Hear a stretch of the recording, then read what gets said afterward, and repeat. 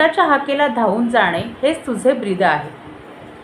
कानोपात्रा म्हणे की करावा जतन ब्रीदासाठी. त्या म्हणतात, मी माझे सर्वस्व तुला अर्पण केले, आता तू माझे रक्षण कर, कारण भक्ताचे रक्षण करणं हाच तुझा धर्म आहे.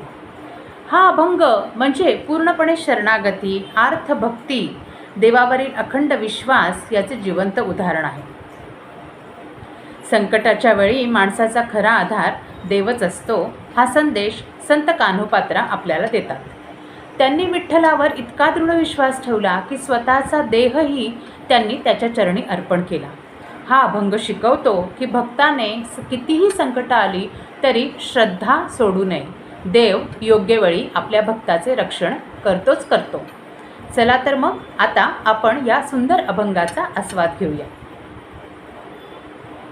नको देवराया अंत आता पाहू, प्राण हा सर्वथा जाऊ पाहे.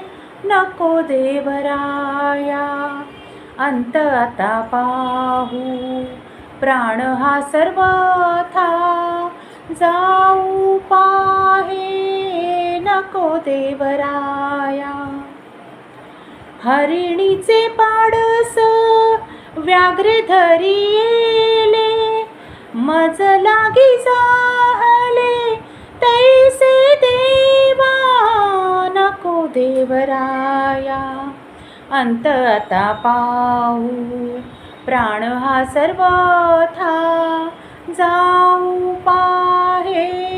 नको देवराया तुझ वेण ठावन दिसे त्रिभुवनी, धावे हो जननी विठाबाई.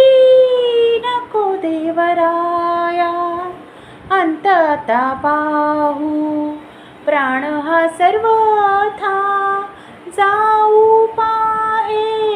नको देवराया मोकलो नियास जाहले उदास, घे कान्होपात्रेस हृदयात.